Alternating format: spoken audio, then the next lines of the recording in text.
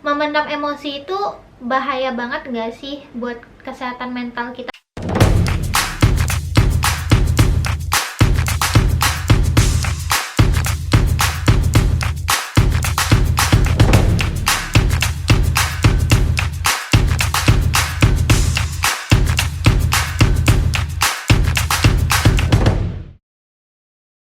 Halo guys, selamat datang di YouTube Diet Pintar, diskusi ekonomi terkini. Oke guys, kali ini kita ketemu lagi. Dan apa kabar buat teman-teman semua? Gue harap teman-teman semua baik-baik aja. Nah, kali ini kita bakal ngebahas tentang emosi. Kalian itu sebenarnya tipe yang suka mendam emosi atau suka ngeluapin emosi sih? Nah, kadang di lingkungan kita banyak banget orang yang tanpa sadar atau dengan sengaja memilih untuk memendam emosi mereka. Nah, banyak banget orang-orang yang memendam emosi tersebut nggak tahu tuh dampak atau efeknya dalam jangka panjang terhadap diri mereka sendiri. Sebenarnya memendam emosi itu bahaya banget nggak sih buat kesehatan mental kita terutama? Nah, pasti masih banyak banget kan di antara teman-teman atau orang-orang sekeliling kita deh yang memilih untuk memendam emosi, dan banyak banget nyepelein bahayanya memendam emosi. Teman-teman tahu nggak sih kalau kita memendam emosi itu bisa berdampak negatif banget terhadap kesehatan mental kita? Bahkan bukan buat mental kita sendiri, bahkan memendam emosi itu bisa berdampak buruk buat orang-orang di sekeliling kita. Nah, sebenarnya memendam emosi itu kayak apa sih? Oke, memendam emosi itu merupakan suatu kondisi di mana kita tuh menghindari atau kita tuh nggak mengakui atau bahkan kita nggak bisa mengekspresikan emosi kita dengan tepat, baik yang kita sadari ataupun yang nggak kita sadari. Ini tuh banyak banget dan sering banget terjadi kan di kehidupan kita.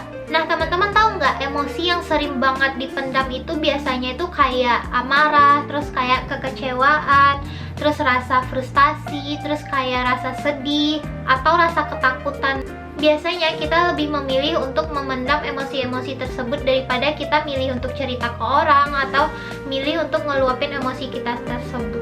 Tapi teman-teman tahu nggak sih kalau kebiasaan kita memendam emosi tersebut nggak bakal bikin emosi kita hilang loh, malah bakal bikin emosi itu tinggal di dalam diri kita. Nah, ini tuh ibaratnya tuh kayak kadang kita suka mikir nggak sih, udahlah lupain aja, nanti juga hilang.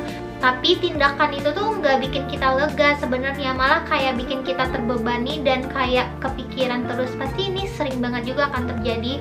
Gue sendiri pun juga sering banget kayak gitu. Sebenarnya apa aja sih dampak negatif dari kita memendam emosi itu? Yang pertama, memendam emosi itu bisa bikin kayak sistem imun kita lebih lemah, terus mengakibatkan kecemasan yang berlebihan, terus bisa bikin kita depresi. Bahkan memendam emosi itu bisa menimbulkan penyakit-penyakit kronis loh. Bahaya banget kan? Oke, kalau teman-teman udah tahu dampak negatif dari memendam emosi, kali ini Jihan bakal sekalian ngasih tahu ke kalian gimana sih cara kita bisa meluapkan emosi kita dengan sehat. Yang pertama, kita harus tanya dulu ke diri kita sendiri, sebenarnya yang gue rasain tuh apa sih sebenarnya? Yang menjadi beban di diri gue tuh apa sih sebenarnya?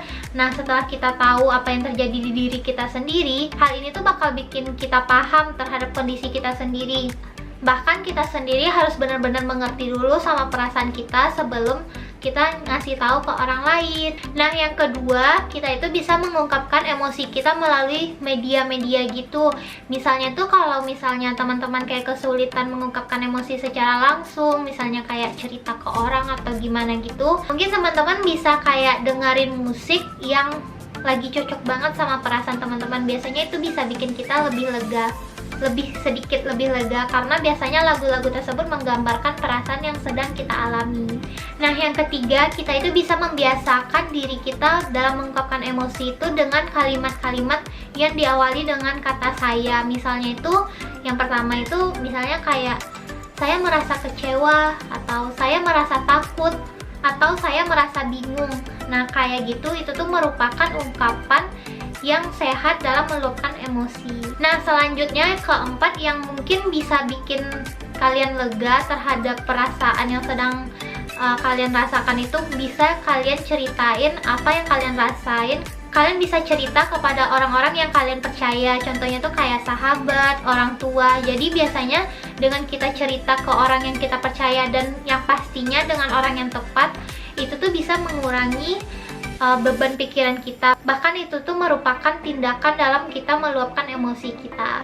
Nah, oke, cara selanjutnya itu kita bisa mendengarkan orang lain saat mengungkapkan perasaan mereka. Hal ini berguna agar kita juga terbiasa terhadap diri kita sendiri. Jadi kita itu kayak bersifat lebih terbuka gitu loh. Nah gitu. Nah itu guys tips yang bisa kalian gunakan untuk mengungkapkan emosi yang sehat. Karena penting banget buat kita bisa menjaga atau mengontrol emosi kita. Selain itu kita juga nggak boleh memendam emosi tersebut, karena bakal berdampak negatif banget terhadap diri kita. Selain itu juga mungkin akan berpengaruh terhadap aspek lain, kayak kita tuh nggak semangat ngapa-ngapain atau nggak mood, atau kita tuh bakal gampang tersinggung gitu kalau kita banyak menahan beban emosi yang sedang kita rasakan itu. Nah jadi lebih baiknya teman-teman bisa mengontrol emosi dengan cara mungkin kayak mengungkapkannya dan tidak menahan emosi yang sedang dirasakan itu. Oke guys, mungkin sekian video dari gua.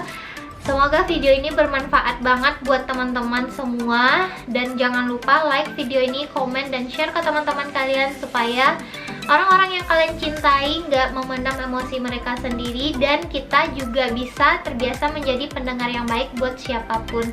Oke guys, thank you for watching this video and see you in the next video.